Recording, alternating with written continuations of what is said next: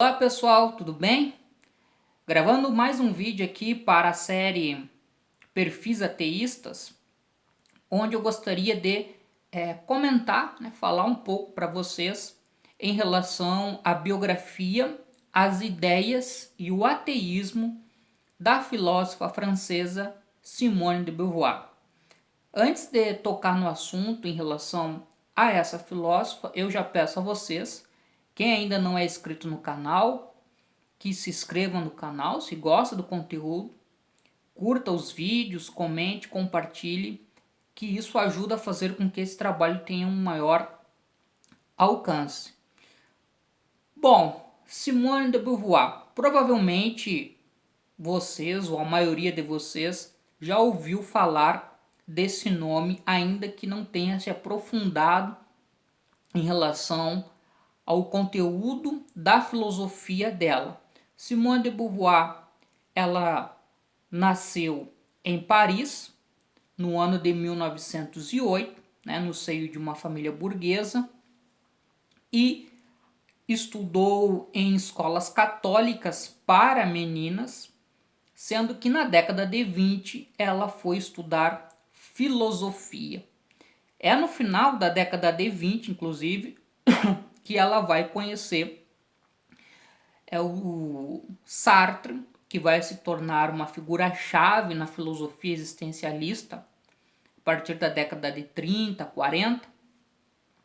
E com Sartre, a Simone de Beauvoir então vai desenvolver um relacionamento o qual eles estarão ligados ao longo de toda a vida. É um relacionamento para os olhos de muitos não convencional, não era um relacionamento monogâmico e também eles não tiveram filhos. Tá? Simone de Beauvoir, ela vai viver em Paris, vai produzir muito, escreveu vários livros e vai falecer na capital francesa no ano de 1986.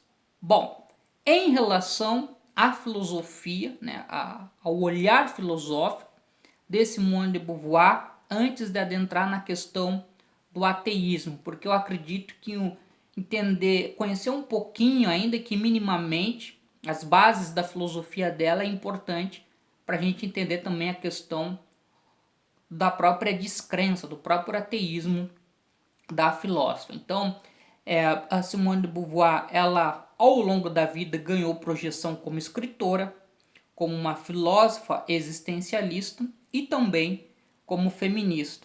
No ano de 1949, ela publicou aquela que possivelmente seja a sua obra mais impactante, ou aquela que teve um maior reconhecimento, um maior alcance perante o público, que foi a obra O Segundo Sexo.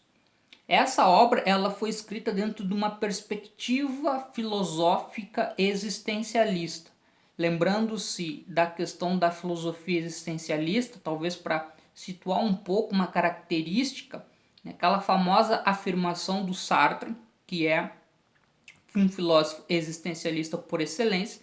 Inclusive eu fiz um vídeo sobre ele, vou deixar depois na tela final para vocês acessarem o vídeo. O Sartre, ele cunhou a expressão a existência precede a essência, ou seja, dentro da perspectiva filosófica do Sartre, que é uma perspectiva filosófica existencialista, o ser humano ele existe em primeiro lugar no mundo. Não há nada que o determine, ele não nasce com nenhuma essência.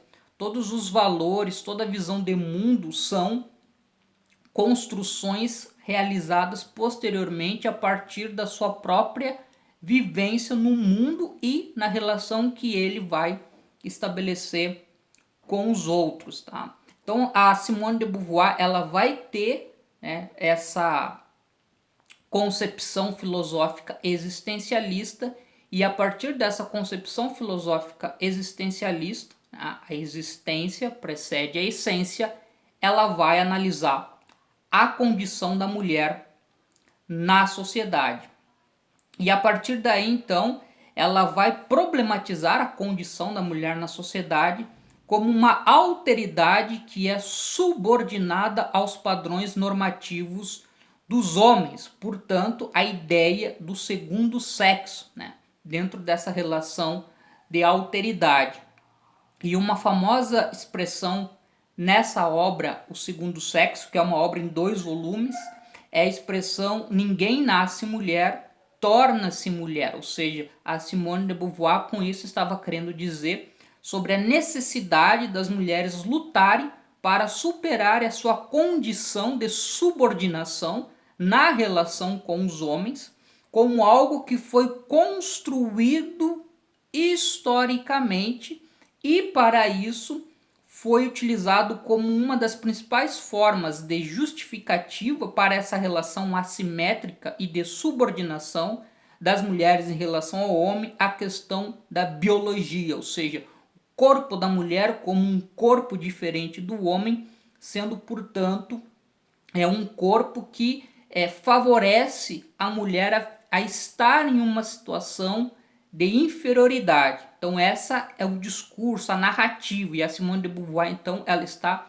procurando romper, desconstruir essa narrativa, mostrando que isso é uma coisa construída historicamente.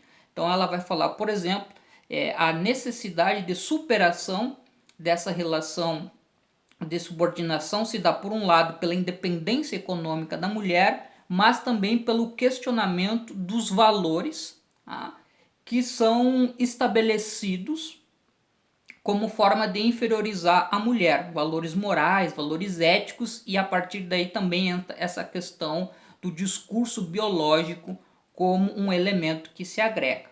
Bom, eu acabei encontrando, pessoal, na internet uma entrevista da Simone de Beauvoir realizada em 1959, onde ela vai falar então sobre a questão do ateísmo e da descrença. Então, ela é entrevistada e nessa entrevista, depois eu vou deixar o link para vocês terem acesso à entrevista, tem 40 minutos.